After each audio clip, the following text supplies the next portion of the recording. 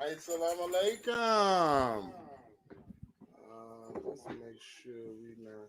Assalamu Assalamu alaikum. alaikum. I don't know We're why. echoing. Yeah, we echoing. Let me find out why. We look like it's two of us. Okay, I don't want to add that. This is fine. Okay.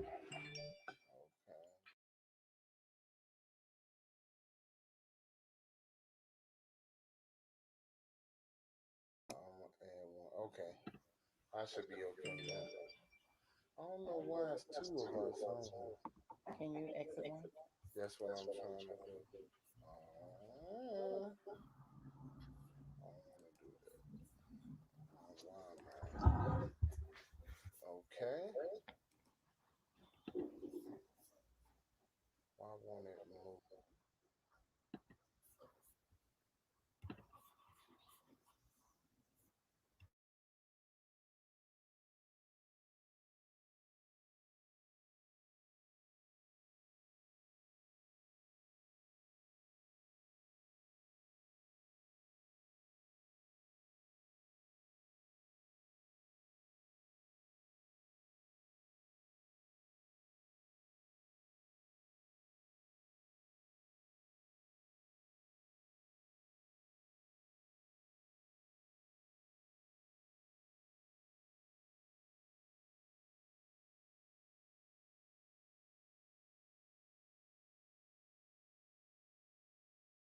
Let me just make sure. Okay. I don't know why I got two of these screens on here. And I don't want to echo. Let me see. Let me try to remove All right. So we got. There you go. this. Okay. Can y'all hear me? Yes. Okay. I think I got it fixed now. Think I got it fixed. Assalamu alaikum, family. Welcome, welcome, welcome to MindSparkCreations. And we appreciate you all tuning in with us, whether it's now or in the future. We really do appreciate you all tuning in with us. We got a very special guest today, our beloved sister Imani Muhammad. She's going to be talking about her powerful book, The Art of Living. Yes. So you all know we're going to be in for a good time today. We're going to be in for a good time today. The book was absolutely fantastic. So looking forward to getting into this fireside chat.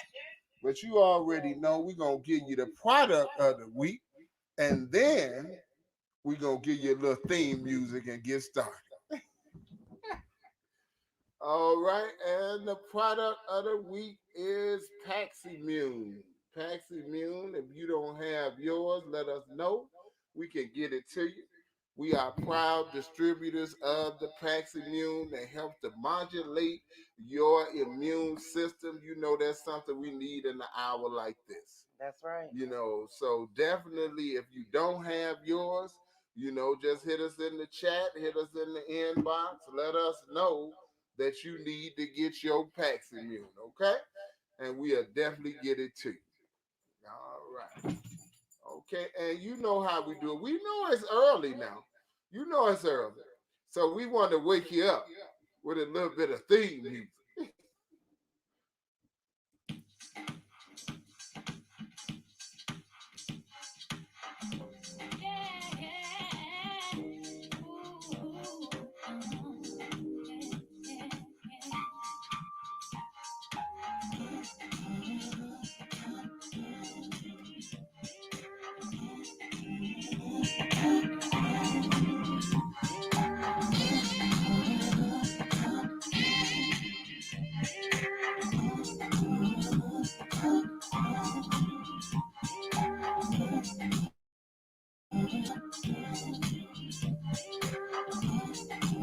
Go ahead.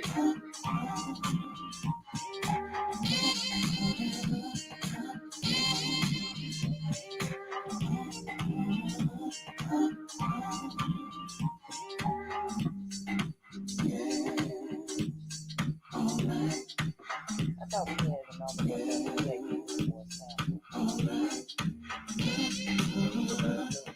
I just told them I'm gonna order today. You made already. Praise God.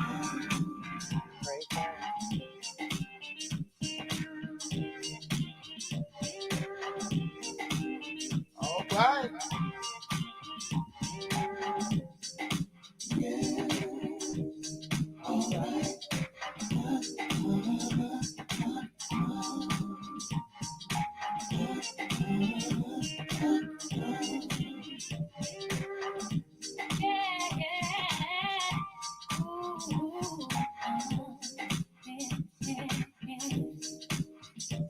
All right, all right. We're not gonna give y'all the whole thing now. We're not gonna give y'all the whole thing now. Now, for all my steppers out there, I know y'all can appreciate that. I know y'all can appreciate that right there. That's You right. know, we Chi-Town natives around here, so you gonna get a little steppers music in. You got to. Born and raised. Born and raised. All right, family. So we are blessed today, and so are you. Whether you know it or not, we are blessed today. We have our sister Imani Muhammad in the building, family. You know, all praises is due to Allah. She got a wonderful book out that you definitely need to get, and that book is called The Art of Living. I mean, man, I got some stuff for you, and we're gonna get some, you know, if you will, some exclusive content. We're gonna dig in deep into the mind and get to hear what she meant by what she said. All praises is due to Allah, you know. So we are honored today. We are blessed to have our beloved sister, Sister Imani Muhammad, with us. This sister does a plethora of things. She works with the youth. She's all about literacy, you know. She's all about literacy and what is it? Books, not bars. Is that right? Yes, Books, sir. not bars. All Okay, right. right, right. Books, not bars. So we know Mm. this sister is heavy into literacy. I just remember one time in Chicago, we had the literacy night. And brother, you know, I don't remember what his new name is now, but brother Jason, he was just talking about how uh, illiterate we are in our community. And he was talking about that basically, even in our conversation, he said that the average conversation between the family is 5 minutes, and the Mm. majority of that is disagreement with one another. Wow. Mm, So mm. that's crazy, but I mean that is true. So this is something that definitely we need to promote more and more literacy. I was talking with my son just the other day about how I was inspired to read as a young man. We had shows on like the Reading Rainbow. You know, Right. we still remember Yes. LeVar Burton, and you know, I can still sing the song. You know, Please don't. I won't, Mhm. but I can still sing the song. You know, and he said you could go anywhere, just take a look and read a book. Come And that's on. And that is absolutely true. That is absolutely true. That's Brother right. LaBoy, welcome, welcome, welcome, welcome to the show. We appreciate you all. Well, we're gonna give the opportunity. I'm gonna let my wife, you know, start it off okay. today and talk to my beloved sister. All right. Well, praise God.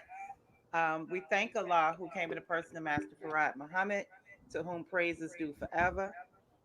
All right, guys. Welcome, peace and blessings. We appreciate you all, my beloved sister, Sister Imani Muhammad. It is an honor to have you on the show today. Can you? I'm trying. I mean, if I I don't tried know to if you tap all can that hear the thing, echo. He's trying to get rid of it, trying but to we're going get to keep rid of moving that. because we know sometimes we have people that interfere with what it is that we're trying to do, but we don't let nothing stop us. That's right. Okay, I think I got it. All right. So, my beloved Is it still? sister, No, it's still echoing. okay, that's all right. Um, the way that we like to get started, if you can tell us a little bit more about yourself, I always think that the person can really give us a better idea of who they are than me reading a bio. So if you can share with us a little bit about yourself and why you wrote that book. Absolutely. First and foremost, assalamu alaikum to the family and the listeners. Thank you so much for having me.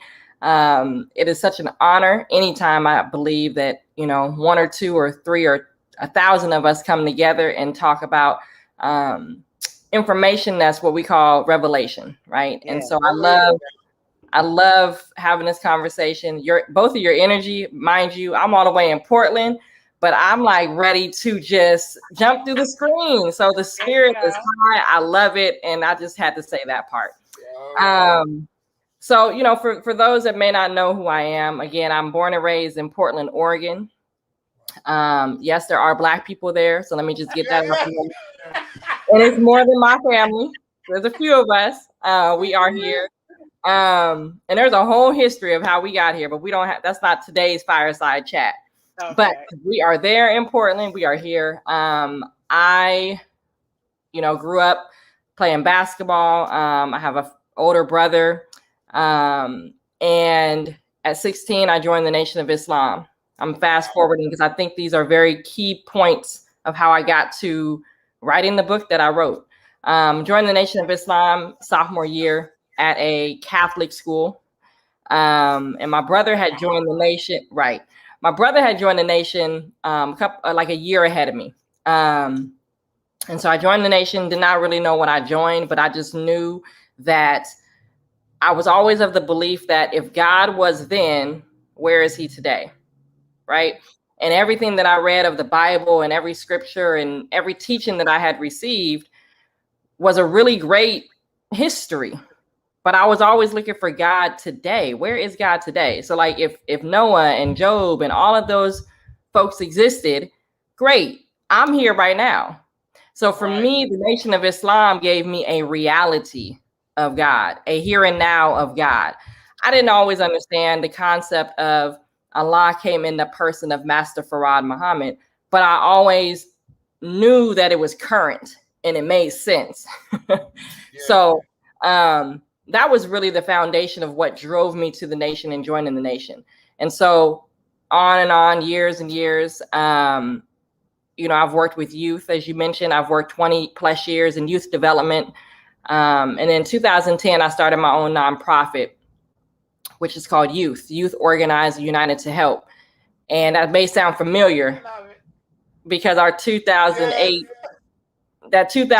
Savior's Day, the Youth Savior's Day. I was blessed to be one of the youth facilitators of a workshop, and that really was a foundational year for me in terms of understanding what I believe is my purpose. And so at that time, I remember writing Brother Ishmael's office, asking permission to use the name Youth. And I was granted permission.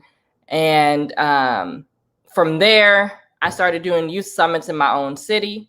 And here we are. So fast forwarding to the Books Not Bars piece that you mentioned. Books Not Bars was a digital campaign that was launched in 2019. Myself and my business partner, we co-founded it. And the Books Not Bars OR, the OR stands for Oregon. So Books Not Bars OR was a digital campaign to raise awareness around the school to prison pipeline epidemic that we know is happening nationwide, but Oregon really has it pretty significantly bad, especially with our percentage of Black and brown youth. And so it started off as just raising awareness. We wanted to raise awareness to 1 million people, and we were one of 10 nonprofits across the nation that was pushing the school to prison pipeline epidemic. And we wanted to dismantle it, right? How do we find ways to target it? But once you launch a digital campaign, and you probably already know, social media wise, people want more. They're like, okay, what is Books Not Bars? Tell us more. And so it became our program branch of our nonprofit. And so from there, we have done book drives. We've raised money to purchase books that have Black and brown characters for children so they can see themselves, because representation matters. We've done trainings for educators on implicit and explicit bias. We know that 70% of teachers are white females, you know, and so if they're in front of our children, they naturally are going to have certain biases due to their own upbringing, and we know the history. So how do we get them to see our children, if they can, right? If they're willing to see our children in the right light. So I know that this is not all the intro that you asked me, but I just wanted to give a timeline of how we got to where we are today. And so Books Not Bars is doing some good work here in Portland. We just actually held our first, in partnership with another organization, our first Black Literacy Summit, where we had educators from all across the United States, New York, Oakland, speaking on the science of reading, speaking on how literacy is so important, speaking on how textbooks, this is another piece, how textbooks are only written for 30% of the population as a general, only 30%. So if you got learning disabilities, dyslexia, anything like that, those textbooks are not even going to reach you. Right. And that's just based on how the science of how they create books. So there's so much more. And so I think, again, The Art of Living, the book that we will get into, it's been in me for many, many years. When do you have time to write a book, right? When COVID hit last year, I was able to be off work only for 2 months, because the type of work we do summer programs, all of that. So I was at home for 2 months and I wrote the book. And the first edition of the book was 9 pages. And when I gave it to some people, they were like, okay, this is great, but we need, like, how did you get there? How did you get to that understanding of whatever it was? Because I'm just a very straightforward person. I'm like, look, Allah came in the person, Master Farah Muhammad. He's a man. I don't know what y'all looking for. You know, I'm just, so people are like, I get it. I can believe that, but just can you give us a little bit of how you got there? Because maybe that's what will get them, you know. And so I'm like, oh, that makes sense. So the edition that has now come to fruition is 60 something pages. And I actually transcribed an interview that I did with myself. I interviewed myself on my Instagram Live. Okay. Yeah, and that's how the context and the content came through in that book. And then I added a little bit more of just my personal story. So that's really, you know, for me, it's been how do I take the teachings and apply it in a way, not that I needed to, because the teachings are fine all by itself without my help. But how do I make it to where people can see it as universal, right? When we say God is a man and we put, you know, Master Farah Muhammad on it, that resonates with many of us. But how can we take that same truth and align it in other people's belief systems to make it make sense, right?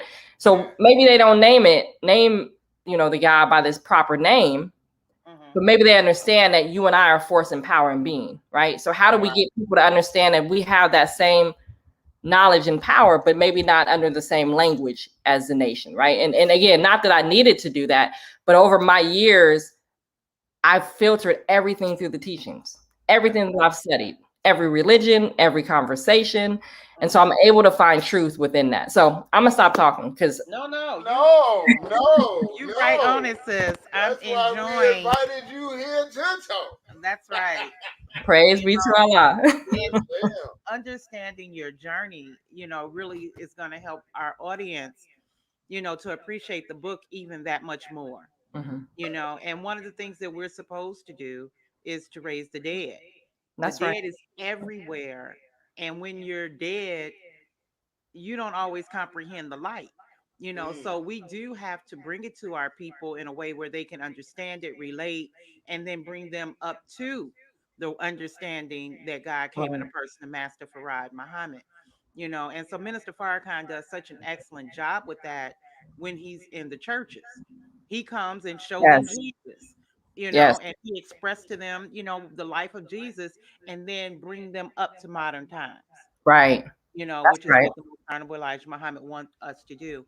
So I'm going to kind of let my husband at this point ask some more detailed questions about the book, Absolutely, and move forward from there. But share as much as you want, sis. We have at least an hour to an hour and a half. All right. Yes. All right. So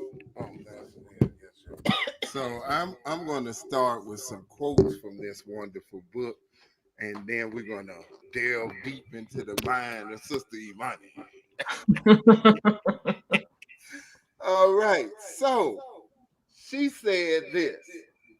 She said that the art of a thing is the expression of creative skill and imagination, the various branches of creative activity. Living is to be alive, the pursuit of a lifestyle. The art of living is defined as the creative activity one chooses to live, not just to exist. Not now.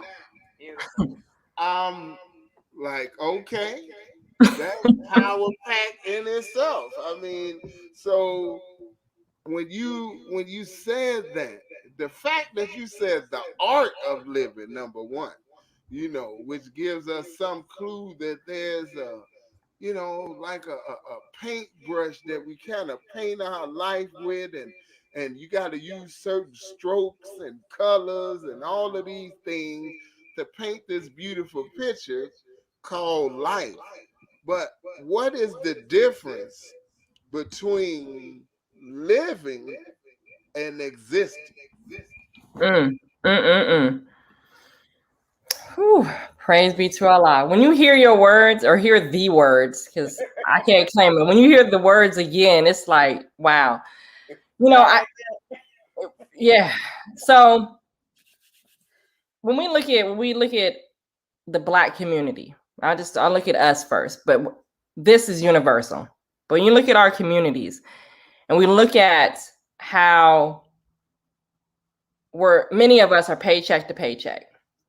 Many of us, when you look at the median family income, comparing it to Blacks and whites are like 100 something thousand. Blacks are 14, 16,000, whatever the numbers are.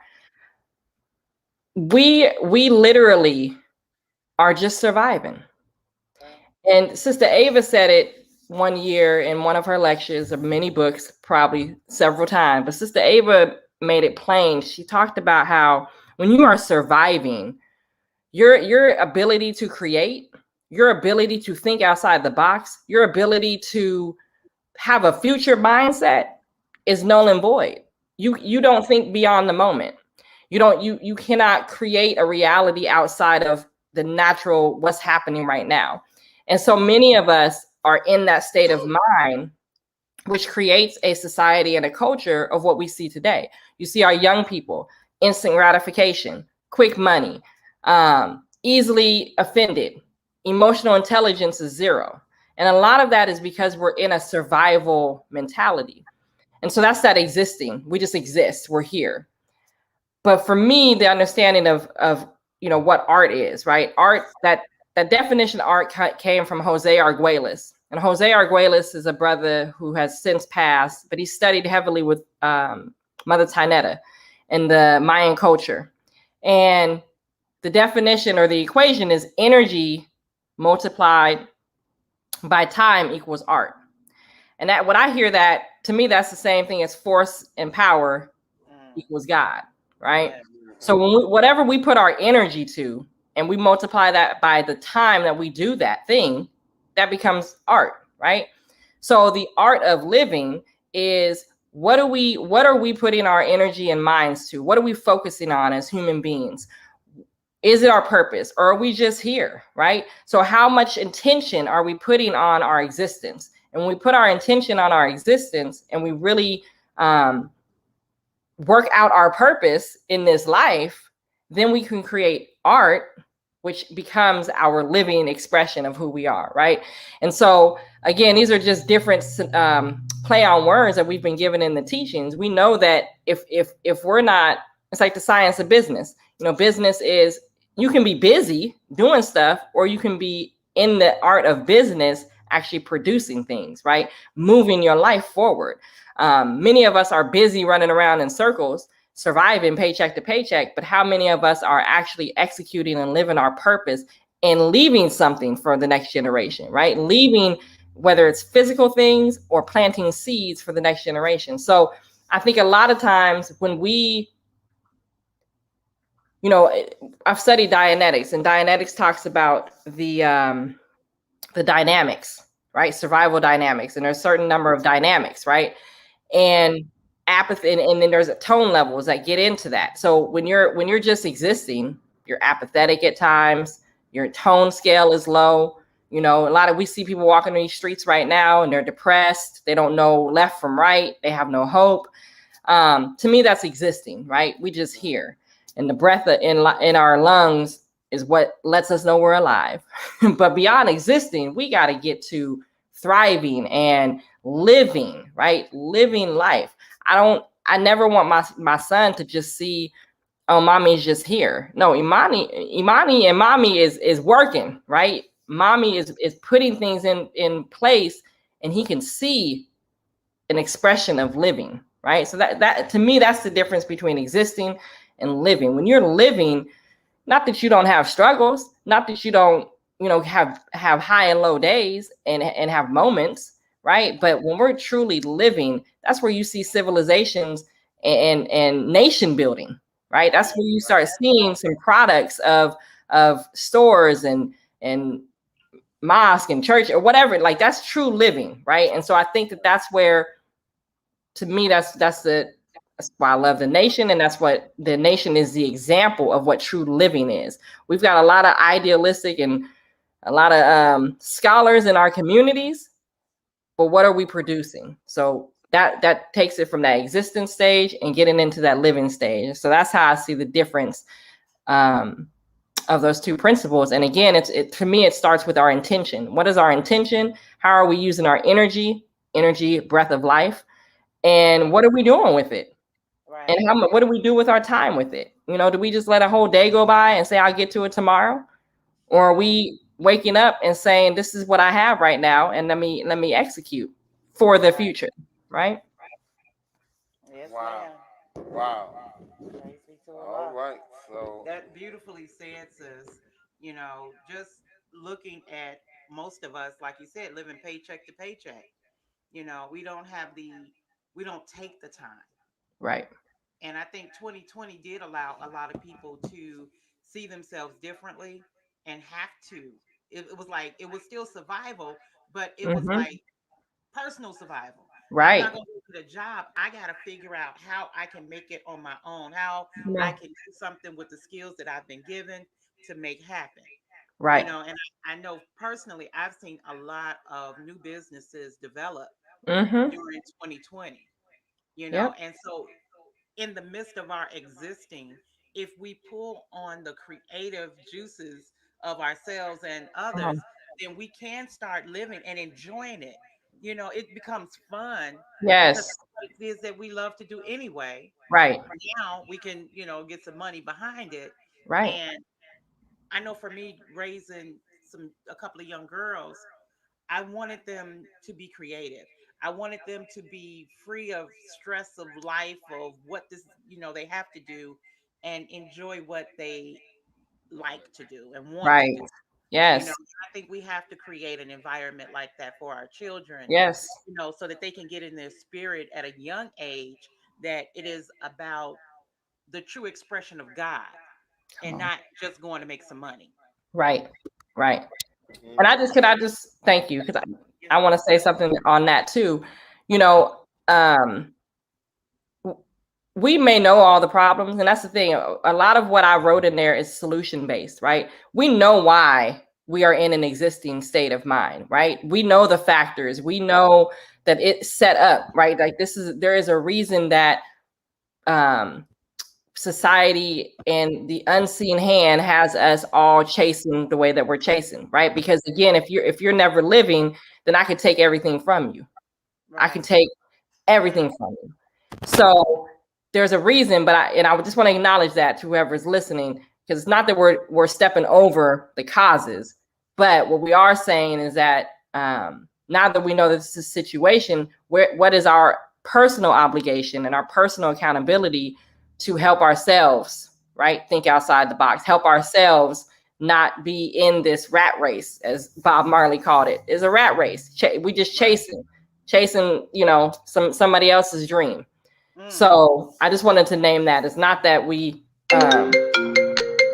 sorry. Not that we don't want to spend time on the why, because we do know the why. That's a whole nother conversation. But again, just putting that personal responsibility on us as individuals. Once you have awakened, you know, we now have an obligation. That's right. All right. That's what I'm talking about. So I got another quote. Okay, now. It says, I cannot stress enough the importance of doing a self-assessment to determine the source of your knowledge.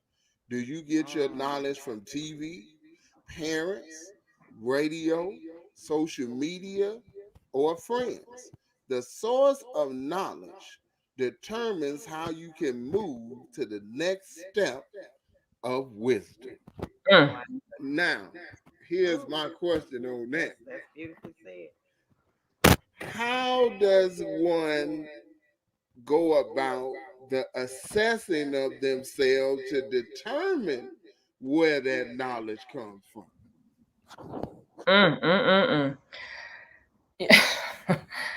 You know, I think the first step, well, let me take it back here. The Honorable Minister Louis Farrakhan, with the help of Sister Ava, and probably a few others in the Executive Council, back in the 80s, gave us the Self-Improvement Study Guides. Come on. And the Self-Improvement Study Guides said the basis for community development. So it already told us where we had to start. We had to start with self, right? And for me, I believe that truly we have to be mathematicians and scientists. So we have to really examine our own, as I said, where do we put our energy? So if we know that there's 24 hours in a day, or 23 hours, 56 minutes, 46 seconds in a day, right? Then we gotta look at our day mathematically. Right. So if I sleep 6 to 8 hours, do that subtraction, how much left do I have, and what am I doing with that time? Where do I receive my information? You know, and so much. I mean, COVID is a perfect example. This COVID-19 virus and the propaganda and how the news stations only tell one side of it. Right. That they don't even give us any other alternative to a thought process outside of, what if I don't take the vaccine? Let's just consider that. Right. So it was a perfect example. And those of us that have been in the nation, whether it's a year or 20 years, we were given a lens to look at the world, right? We were given a filter. And so you see how an agenda is always on the table for whatever like I said, TV, you turn on social media, an ad pops up, whatever it is, there's always an agenda. And so I think that, again, when we look at our lives and look at our body as a mathematical entity, right, we start assessing. So if I sleep for 8 hours a day, how much time do I give my children? Okay, that's another 2, maybe, if you get 2. Okay, I work for another 8 hours. So when we start looking at our lives like that, that begins the start of the self-assessment. And we really have to be honest and willing to do that. And that's the thing, back to what Sister said, you know, when COVID hit, we were faced to look in the mirror. Now, some people still didn't look in the mirror, and they still doing what they were doing pre-COVID, and they still lost, right? Still looking for the next club, the next whatever happening. And I think, again, when we start there, just assessing, where do we spend our time? You know, what do we listen to? Who are your friend circle? I did a training with some young people, but it applies to adults too. And there's a quote that says, show me your 5 friends and I'll show you your future. Ooh. Right? Just show me your 5 friends and I'll show you your future. So what is it about the peer group that has that much influence, right? So that's what I mean by checking your source of knowledge. You know, for me, because I joined the nation at 16 and I'm over 40, I'll say that. I got, right. You know, I have more years of Islam than not. So naturally, my influence and how I filter things is just, and again, I'm not saying that for anybody that's listening. We are not perfect. Islam is perfect, but we get into perfection as individuals. But the filtering of information coming through a perfect filter of Islam helps me see and helps me critique myself and assess myself in different ways, and look at things differently. And so without that, and I say this, my brother and I always talk about this, I don't know what I would do without the teachings. And a lot of that is just the mindset. Because if you only looking at this world through the way that they want you to look at it, that's why people have no hope. And so back to your question, I think the first thing is just assessing your day. What do you do with your time per day? How do you execute? What do you listen to? Do you wake up and pray? Are you centering yourself? Are you setting intentions? Do you write a to-do list? What is it how do you move? Do you just walk out the door, and just come back in with no intention throughout your day? Right. So I think it starts there. And then once you're willing to do that, then you're willing to read, right? Or you're willing to take in new information. And I think a lot of times, because we're comfortable in what we know, and that comfortability is what really makes us lose out on life, because we don't want to try things new. We don't want to shake our foundation. I'll share this quick story. I was in high school, and I grew up in the Baptist church. So I from the Bible, and I went to all three. My high school and my two colleges were all Christian or Catholic schools and Lutheran. So I know a little bit about the Bible, King James, just a little bit. But I was in high school, and I had a good friend, and I had just came in the nation. So you know how that spirit is, right? You want to tell everybody that they ain't right and all that, right? So she was telling me how she, well, I just believe Jesus. That's it. I don't want to hear nothing else. And I said, well, you only believe Jesus based on hearsay. You only believe Jesus because your parents told you that. You've never even read the Bible. So I was going real hard, and it wasn't necessarily the best delivery. But the point being was, so much of our knowledge of who we are today came from somebody that told us something, right?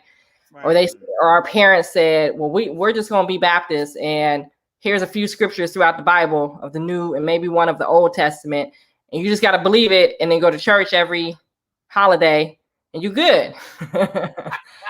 And but that's a lot of our. I use the spiritual church as an example, but that's how we are with anything in our lives. Our dietary eating habits comes from most likely how our parents ate, and we didn't think twice to think different.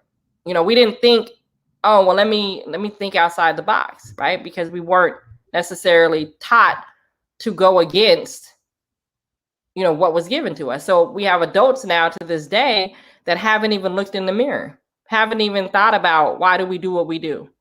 Why does my family have, I'm just going to throw this out there, high blood pressure, and it's just generational. It's in our hair, it's in our DNA. No. Did you ever think that it could be the environment and what you're doing that has created generations of it, that has made it hereditary? As we're taught, after 3 generations, it becomes hereditary. But did we ever look at what causes, so I'm just throwing those things out there to say that first step of self-assessment is just looking at our own individual self, looking at how we spend our time. Why am I the way I am? Why do I like the color blue? I tell children this all the time. Do you even know why you like Jordans? Like, just why do you like Jordans? Do you know why you like this favorite artist? Oh, well, I like their song. Okay, what about the song? Getting people to critically think about their actions and their own thinking.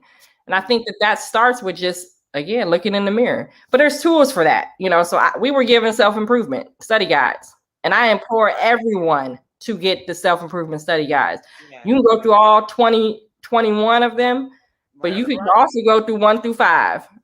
Come on now. You're gonna definitely get something out of 1 each. through 9. You got to Right. get Just do 9. one of them.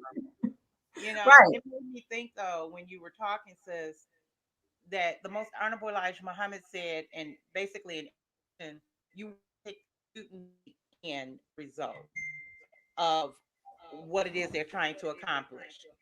So when you look at your life and say, I want to do this, I want to be that, I want my life to look like this. When you can see the big picture, then Yes. when you do that self analysis, now you have a better idea as to what you need to correct, what you Come on. need to change in order Yes. to get to that goal. Like you were saying, no, show me your 5 friends and I'll show you your future. That was like, wow. Let me think about 5 of my friends. But I love my friends because most of my friends are Muslim or Right. they're goal minded. They Right. have an agenda for their life. And I think that's important, really working with our youth is Yes. helping them to see the end result. Okay, when you're 50, where do you plan to be? Do you plan to still be hanging out with your friends playing video games? Because if you keep doing that, that's where you're going Right. to be at 50. Yep. So seeing the big picture can help, at least for me, to see Yes. where it is that I'm trying to go. Where do I want to be next year? Who do I want to be next year? I want to be a healthier, better person. So I have to do some things in order to make that happen. Right. Right. So I thought that was really beautiful the way that you expressed, looking at the people around you, looking at your environment, seeing where you're going. Right. And I think, can I jump in? Excuse me, brother. Let me say that too. Part of in that book, I started with my foundational facts because I want to make sure that everyone understands where I'm coming from. And just exactly what you said, sis. When you believe that you are a little God, and you have that power, then you're no longer letting things happen to you, right? That's where I say we have to be scientists in our thinking, because when I know that I am in power of my own atmosphere and my own environment, and it's on me to change the energy however I show up, and we do this every day. We walk into a room, if we know we got a bad attitude, no matter what somebody gonna tell you, you just gonna receive it negatively anyway, because something happened before you got into the room. So we practice this God concept all the time, but when it comes to, like you said, setting goals, what's my future plans, that we just throw our hands up and we think we don't have any control over that, right? But no, that's the same concept. And I think that's, again, just back to the book, making sure people have an understanding of where I'm coming from, in terms of, if I truly believe that God is a man, a human being, flesh, blood, like, and I'm of that, then naturally how I think and how I filter things are just going to be different, right? And I think, but also people have to understand that concept, I guess, is what I'm getting at, is that because if you accept that as a reality, then now you're way more obligated to do something with yourself. But if you don't think that you are that of the supreme being, then naturally you just gonna float in life and just exist. Wow. I remember the Honorable Minister Louis Farrakhan said this. He said, he who prescribes the diameter, gives you the diameter of your knowledge, prescribes the circumference of your activity. So There it is. we just have to think. You were talking about in the beginning of the book about that the number one principle is knowledge. That's Yes. the number one principle. And then you went on to wisdom and understanding. That those are the number 1, 2, and 3. Um, but like you say, who's giving us our knowledge? And if we are, as we know, under open enemy, Come on. do we expect them to give us the knowledge that's going to help us break the chains of what they did to us? Come If on. you think that that's a reality, it's something wrong with your thinking. So the Bible says, how can they know? You gotta. Why is the Bible saying this? How can they know except they have a teacher? And how can they have a teacher, right? Except he be sent.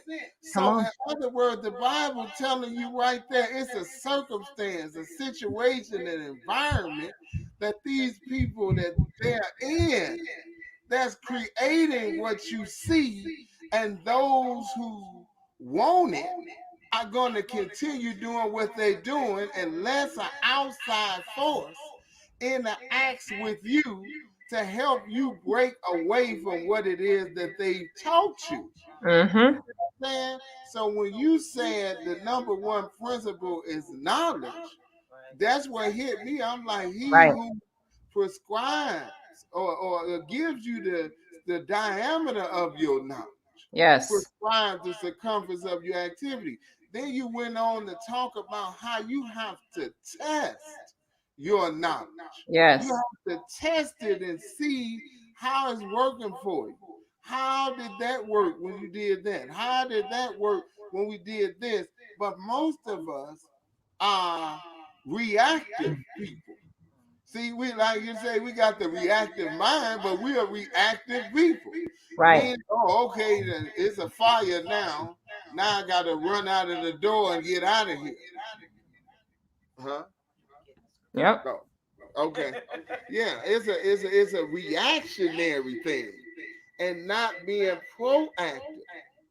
You know, and we have to, like you said, we have to assess where we're getting our information.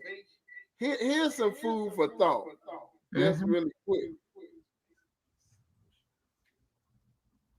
What did we think when God would come to save a people, right, that had been oppressed? Did we think that he was going to come in the beginning and say, okay, everybody come on? No, because he's coming with a specific focus in the beginning. I, me, I'm your God, and you're my people. Submit, and I'll raise you to eminence. That don't mean I'm gonna forget everybody else, but because of what you went through, Right. this is what you've earned. And now I want to put you on the top of civilization since you're at the bottom now.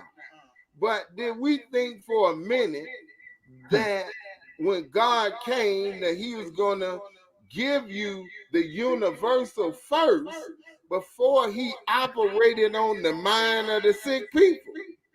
See what I'm saying? Right. Did we think that? And so if you're looking in your scripture and it's talking about a people that was a slave for 400 years, Moses didn't come and say, all right, Pharaoh, come on, let's go. God came. No, he said, let my people go. So in that should give us a sign that the person that's coming is going to be different than Right. what it is that we've heard before. Yeah, just something to think about. Yes, sir. Come on. That's right. Make a comment. Okay. Assalamu alaikum, everybody. Assalamu alaikum, Sister Imani. Walaikum salam. Uh, my name is Brother Jami Muhammad. Sorry, Brother Jami Muhammad. Um, and I just was thinking about what you were saying about how you're the only person really controlling your reality. Um, and as a youth in the nation, sometimes you just say it in your head over and over again. You the one that's supposed to control your reality, but you sitting there letting stuff happen to you, like you were saying. It's just about managing your time better, and like you were saying, and you know, getting yourself out of the prison that you put yourself in. So, like for me, Mm, I understand that I have to detach myself from my phone more, like unless it's for business purposes, because with everything else that I have, waste time on. mhm. Video games and stuff. I don't play the video games like that. It's mostly my phone now. It's Right. mostly my phone that's been like sucking me in, and I'm on there every 5 seconds, and I'm like, I know this is my weakness. I need to get my weakness away from me because Hmm. it's like if you know your weakness is like, let's say potato chips or something, right?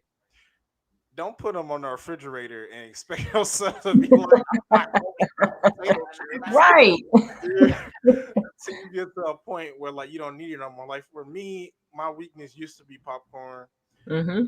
Well, I'm not gonna say I'm not weak to it, but I can be tempted, but I don't have to eat it no more Right.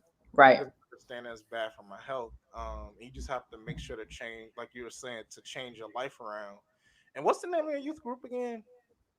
Youth. So Wow. it's youth organized and united to help. So youthpdx.org is the website. Or we have another website, books, not bars, or.org. Okay. Okay. Kids. But this was a really inspirational fireside chat, to be honest with you. Yes. And I pray that I take this information and use it. But I ain't gonna just pray; I'm gonna do it because that's another issue. People like you need to pray, but you also need to be like, I'm gonna do Yes. it today. That's Come right. on, brother. That's right. Put it Yes, into that's work right. today. Praise be to Allah. Can I just add to what the brother said? Man. Thank you for that because I want to. That's the whole first step is the awareness piece. Like the brother said, how much time do we spend on our phone? Is our habits, eating habits? I like popcorn. I mean, not popcorn, but I like my potato chips too. But are we aware of it? Like that's where change can happen.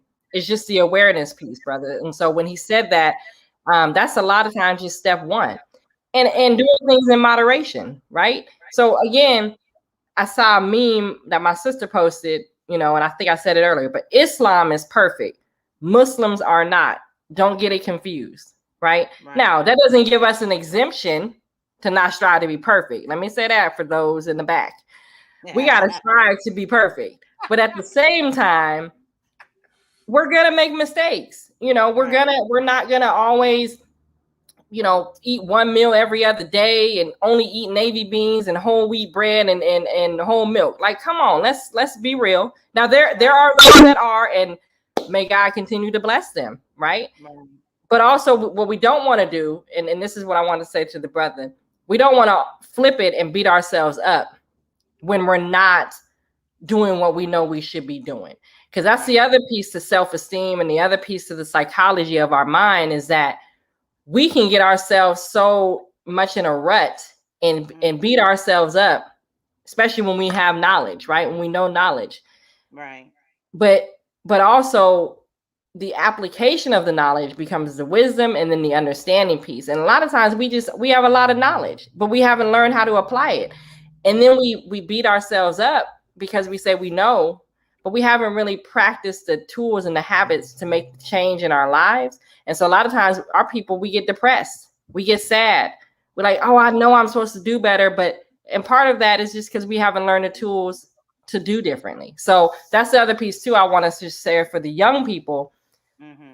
Yes, you may know, but also don't beat yourself up for falling short. Right? Right. We're not losing, we're learning.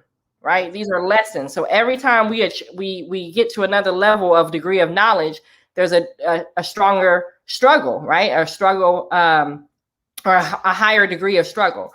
But that's only for us to learn and to continue to grow in it and not fall down and not get back up. I learned another sentence I love is we don't go through life, we grow through life, right? That's If right. we're growing through life, then all these things that we're learning along the way just help us perfect the human being that we are.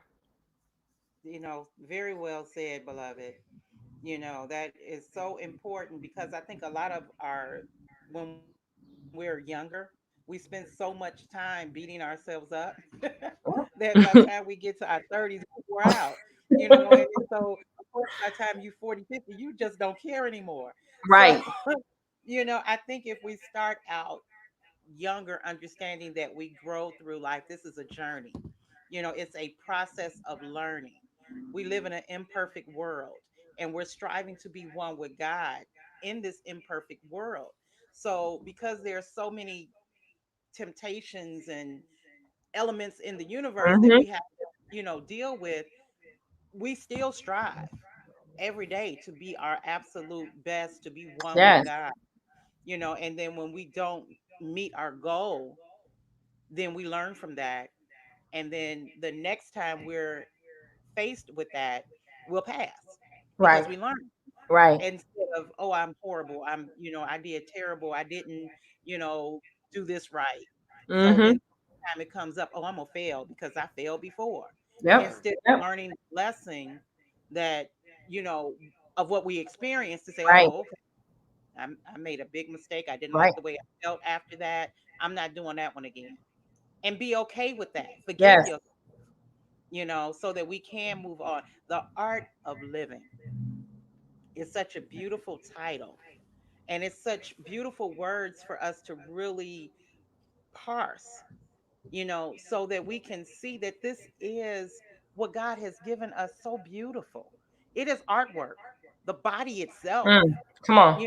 is Yes. just complete art. The way that we're able to heal our own self, from the mind, you know, putting the right words in our mind, the knowledge, like you said, sister, having that information in our head, because I deal with a lot of people who are dealing with illness. Mm-hmm.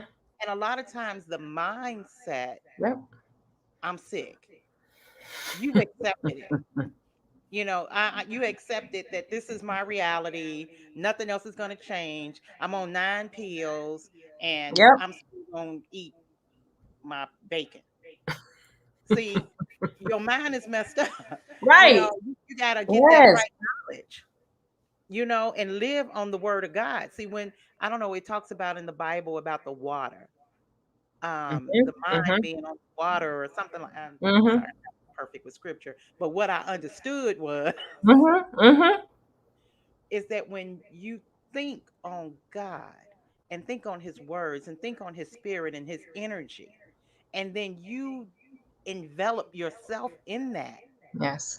See, that's where the art of living lives. Come All on. right. That's right. Well, I want to do one more quote, and then we gonna let you close out with some final words. All right. All Yes, sir. right. So I hope y'all ready for this one. This was definitely one of my favorites out of the book. Now, she says, "Knowledge without wisdom is dead. The Bible says faith without works is dead. Think about this. Have you ever met a very intelligent person, but they cannot provide for their basic needs? They can tell you the science behind the earth and teach the mathematics about everything, yet their life does not represent the knowledge they have. That is what I mean by saying knowledge without wisdom is dead. Just another smart minded person who is stagnant in life. As you gain knowledge, you have to apply it and try out what you know. Otherwise, you lose the knowledge you may have gained. Look at that. So, Mm. knowledge without wisdom is dead. Wow, that reminds me of a Wu-Tang song. No, it's a song. He It said, is. It is. he says, He says, on the corner of the block, I knew this old man, the black immigrant from the land of Sudan, who used to tell knowledge to the children in the building, but never had a dollar to keep his pockets filled. And he bombed on Deuteronomy, the science of astronomy, didn't know the basic principles about economy. See, the Bible Mm. don't play the role of a fool. The first thing of the man was to tame 12 Jews. See, I won't go into the rest of it, Come but on. Come what on you now. said, it's in that verse. Yes. Come on What you now. said is in that verse. Right. Look, here it is. You done said it right there. I find it interesting, right, in the lessons that problem number 13 is mentioned twice. So it's Mm. mentioned in the rules of instruction. And then as you get out of coming into lesson, before you get to lesson number 2, it's mentioned again. So it says that after learning Islam, Come which on. is mathematics, and Yes. mathematics is Islam, you must learn to use your mathematical theology to secure some good in this life. Money, luxury, good home, friendships, and all walks of life. Now, as you said, when you get this knowledge, right? Now you got to learn how to utilize it, get the wisdom and the understanding now of how you can actually take this and, as you said, give monetization to it. Not that everything is about money, but so that you can be in the comfortable position that you can create. If I don't have to worry about bills and the car note and gas and all of these things, I could think about the next book I'm gonna write. Come on. Could think about the next big business venture. But if I'm chasing the dollar all the time, see what I'm saying? Yeah. So we haven't been taught the science of business or how to use our life gifts, right? To be able to acquire things in this life.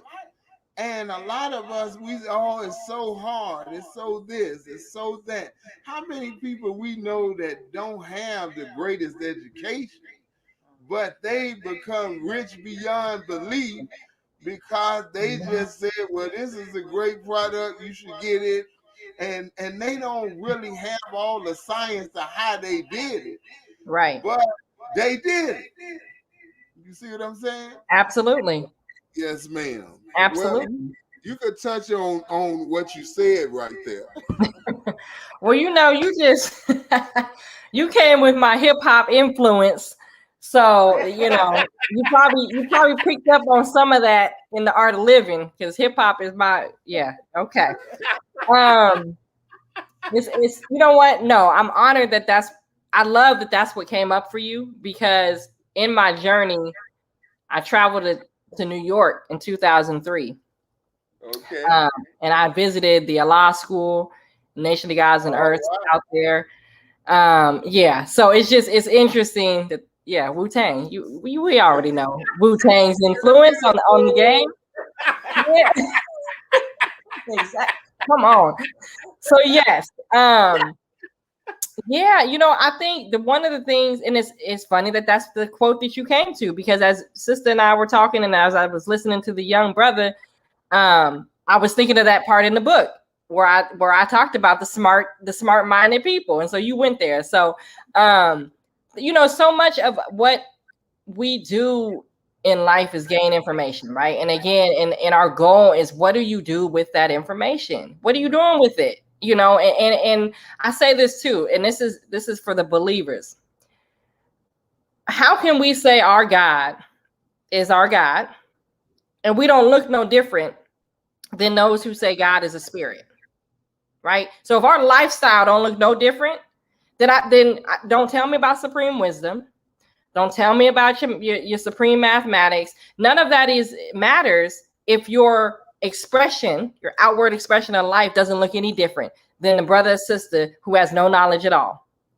So for me, that's what I mean by that too, is that if we're not securing some benefit for ourselves, good homes, money, luxury, friendships in all walks of life, what the God gave us, if that doesn't manifest in our personal lives as individuals, then we should just be quiet with what we know until we really can manifest that. And why do I say that? Because again, it doesn't do anybody good to be a library of information and not an executor of your words of your library. Go ahead. If I'm sitting here telling you about business, but I don't own one business, I don't have no LLC, don't have a bank account, like, come on. And I think that's the spirit of that quote in there is literally just that. I remember Sister Ava said, we are the most talked to people, right? And I said this earlier, we got so many scholars and scientists and just intelligence. We are a beautiful people, right? We can science with the best of them.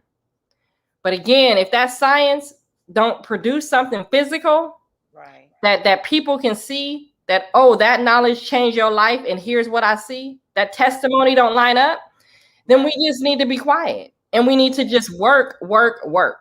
And that's where I think for me, and this, and I'm saying all this, let me say this for everybody. All of these words are for me first, then others, right? I'm not saying this sitting on a pedestal, you know, in Dubai with all of my millions and riches and houses. I am talking to me first, then others. So that became my challenge too. Is like, as I'm talking to you, I'm looking at my bookshelf. I have so many books, right? So much information in there. I could probably create a whole civilization if I read every last one of them books, right? A whole civilization. Yes. You know, but I had to ask myself, okay, Imani, what are you doing with these books? Okay, you got a book on economics. Have you opened it yet?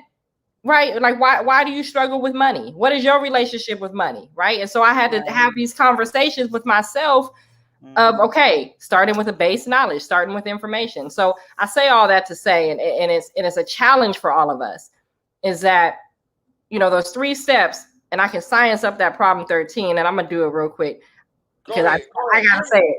You know, we talk about the numbers, right? So knowledge, wisdom, understanding, 1, 2, and 3.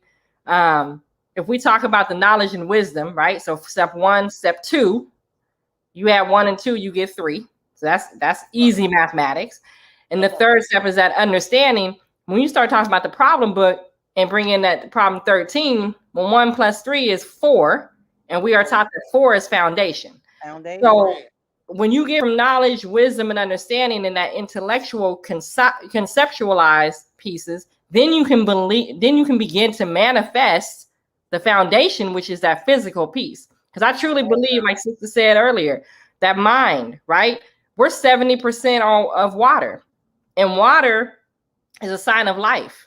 And we learned that water on the planets is a sign of life too. So as long as you have water in your body, and of course some blood and some other stuff, you're living, right? And so that mind is where we reside with information. That mind is where we get the knowledge, wisdom, and understanding. It starts here. But once we have those 3 steps, then we start executing.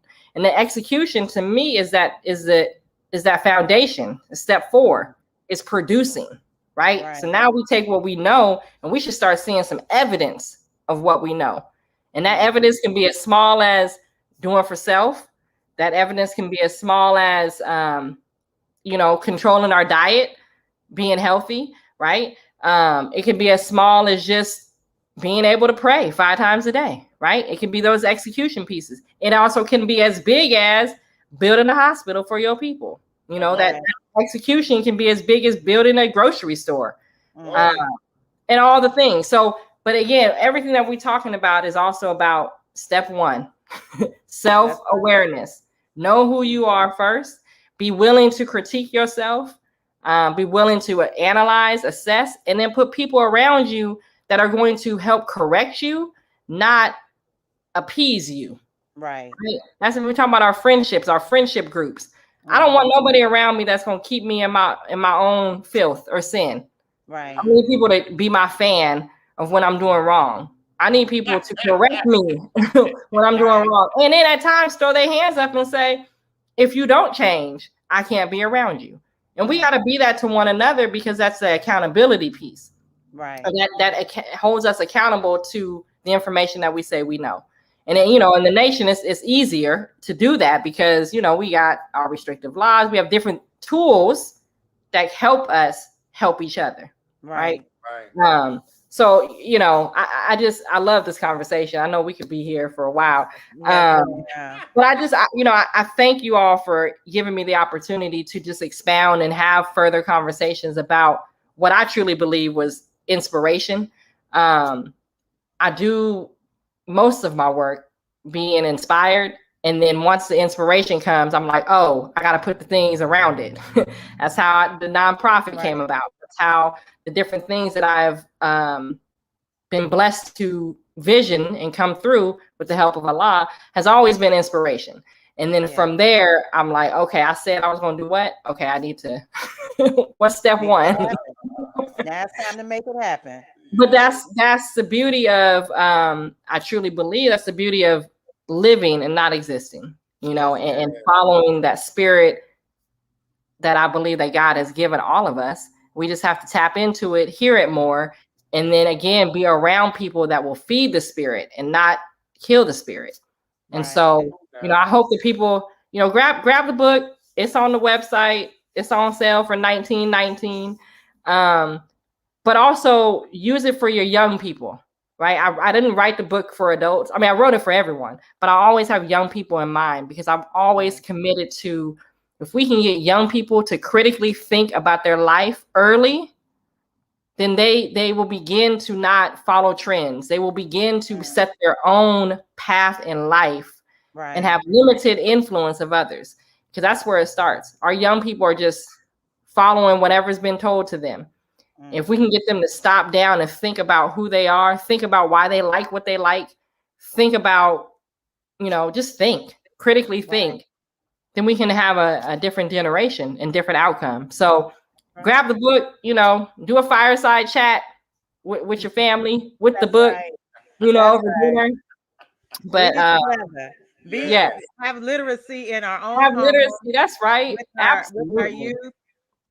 It really says I'm so grateful because when we have these kind of conversations, it makes me appreciate the teachings of the most honorable Elijah Muhammad that much more. And I Yes. look at him as an individual and how he had to assess himself and then submit himself to the goodness of God. And then he brought so much into existence Mm, with the paper, with businesses. He manifest, yes. and that's what we want to do. That's the art of living, is manifesting the best in ourselves and creating that world that we really want to see. Come on. Because I know personally I'm sick of what I see around me. I want this new world. When we go to Savior's Day and all of the believers are there and everybody's in their own little rooms and hotels, but it's like our world. It's heaven. It truly is. And I see that for us. Therefore, that's what I work for. And I know that's what the minister works for. And Yes. all of the believers are working for. And so instilling this in our youth.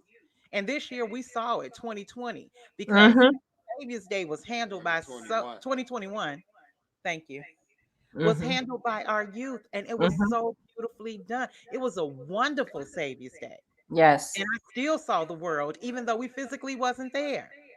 Mm-hmm. I saw Mm-hmm. that. And so we do have to share this information with our children, our grandchildren. A lot of our audience is about our age. And so when I express to us that we're responsible for our grandbabies, Yes. we have to pass this knowledge down. We have to have these conversations with them, not that the parents aren't, but we're a part of it, Right. and so we have to share. So when we find brothers and sisters that have taken their time and their energy and their inspiration and have put together something that we can share, oh, we love you. And we love to have you on our show. Thank We you. will not let this be the last time. That's right. Yes. Thank As you you. continue to do your work, sis, you want to reach out to us and let us know so that we can share it with others. We will definitely do that. We Thank definitely you. Thank you. Thank you. Thank you. so I just want to say this. First off, thank you. Thank you for being with us. But not only that, thank you for your book. Yes. Because so many of us we procrastinate Mm, and it's always been there. But you took the time, whether it was a sentence at a time or 20 paragraphs and stop for 3 days, however your process went, you did it. And it don't matter if it's 15 pages or 2,000. come on. You did that. So a big congratulations to you.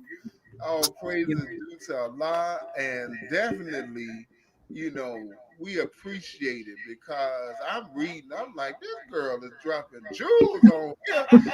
I'm not gonna be talking about what caused you to write it and all that. We'll get that. I wonder, okay, expound on this. Yes. Praise be to Allah. Yes. Yes. You know, so Thank we you. got a book getting ready to come out too. Well, I wrote it years ago, and it was like you, inspired by Allah to do it. I mean, literally, the book flowed through me, and my wife said, "Well, it's time now to go ahead and publish it. It's been done for quite some time." But initially, my beautiful wife was supposed to write her part, but she decided. It was so well written. It was so well written that it didn't need anything from me. Right. That's right.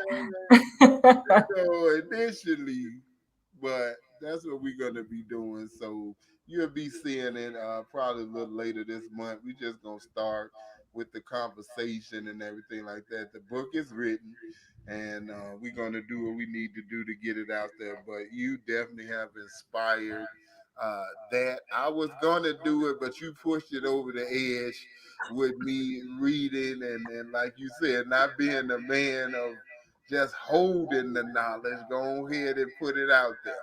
You know, document it. You said Right.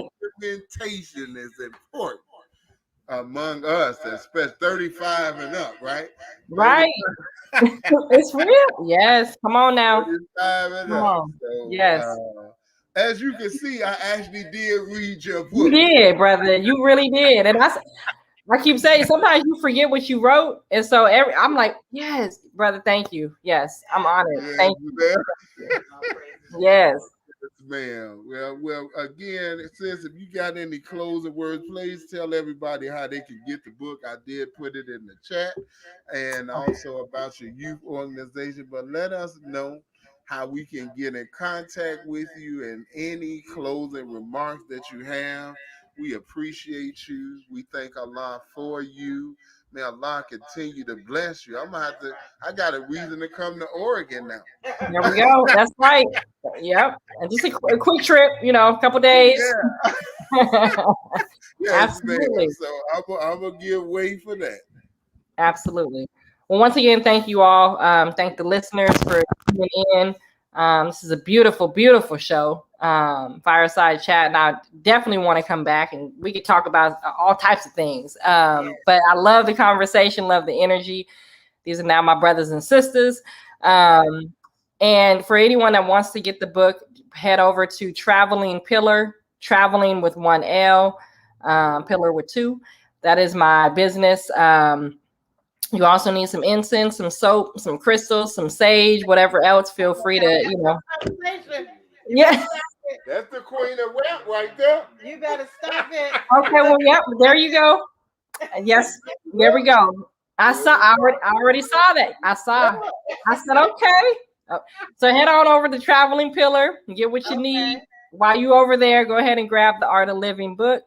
And I'm just your sister out here, just doing the work. And I love, like I said, working with the young people. So if you want to just connect with me, feel free to email me.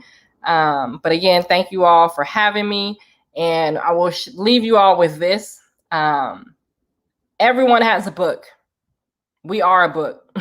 Every one of us has a testimony. And I don't care what your walk of life is, we are obligated.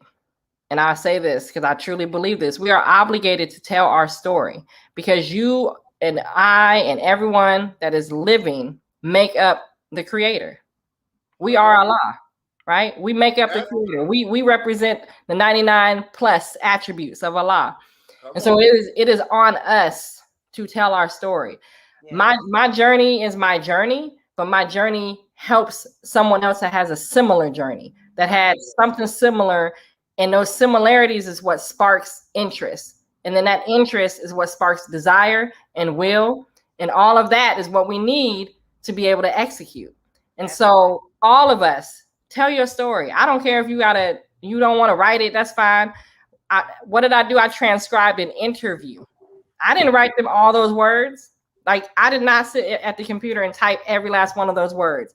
About 30 of those pages was a transcription of an interview. So nobody can tell me I don't have time to write. You may not, but you got time to talk. So Right. let's transcribe your words. So there's no Oh, excuse nowadays. It's 2021. No excuse. We all have the ability to tell our story because you have no idea how your story may help someone change their life. So that's what I would say and leave everybody with that. And may Allah continue to bless us. And Yeah. we have won the victory. We just got to walk into Just the gotta walk path. into it. That's Yes. right. All praises due to Allah. Well, Yes. that was so awesome, sister. I love the Yes. Fireside chat. I look forward to our next conversation, Yes. which you could come to the next show if you like, Let's which go. is it's called Love My Kidneys.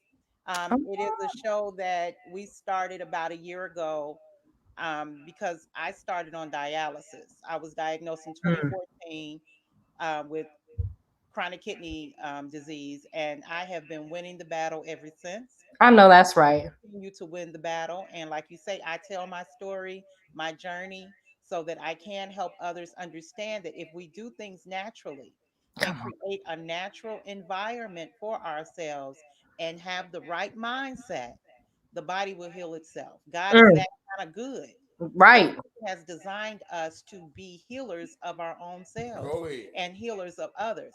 So we started that show, and in about 30 minutes, we'll be doing the show called Love My Kidneys. It's on Facebook. So you can go to Love My Kidneys and tune in, share. And then at 3 o'clock, we have the Queen of Rap, Uh-oh. which is me, Nafiza Ali. Um, I design natural healing stones. Well, I don't design the stones, but I wrap Journey. them in copper, sterling silver. And I had a conversation yesterday that a sister might be ready for some gold. So, Yes. Allah has really blessed me to explore some things with Mother Tynetta and crystals. So that's another show, and we're gonna have a conversation, beloved. Oh yeah. Y'all the crystals. Yeah. Bring Let's the crystal giants together. That's right. have That's you right. so I know we gotta go, but have you connected with Sister Sadia out of Houston with No, her? ma'am. Stay hold on. Right there. Stay right there. Okay. Hold on, hold on. No praises due to Allah. See, this is what we do, fam, in the All nation. We be right. Right. connected. We be So look, connected. Ooh, you she see do this? organize. Organites. Oh, that's Ah, a nice, that's beautiful one. beautiful too. So she does custom made. Anyway, that's for the show. We gonna talk Okay. about this on the other show. Okay. Come Yes, on now. ma'am. Come on now. Let's set it up. Praise Well, be to Allah. yes, we're going to go ahead and close this out so that we can start preparing for the next show. But again, it is truly a pleasure. Our spirits have now connected. That's right. Yes, So we are going to continue building and growing and making our world a better world. that's right. Yes, Thank ma'am. you. So, assalamu alaikum, friends and family. You all have Walaikum an salam. awesome rest of the day. And inshallah, we'll see you on Love My Kidneys. All right, sis. Send us your cash app so we can send you the money for the book that you already gave us. Oh, praise be to Allah. Thank you. Absolutely. Books Assalamu alaikum. 1919. That's right. Yes. All Assalamu right. alaikum. Wa alaikum salam. Don't do that. Okay. Assalamu alaikum, family. What a wonderful conversation that we have had with our beautiful sister, Sister Imani. And if you don't have that book, The Art of Living, as you see, you definitely need to get it. We want to give a shout out to Mina Love. Assalamu alaikum to you, to Brother LaBoy Wiggins. Want to give a shout out. I don't know who all else was on. But we thank you so much for tuning in with us. We appreciate it. Sorry about the echo. We don't know what happened, but we got to keep moving forward. No need to shut it down. Just keep on moving, okay? You're going to have that. This is real. This is live and in full effect, okay?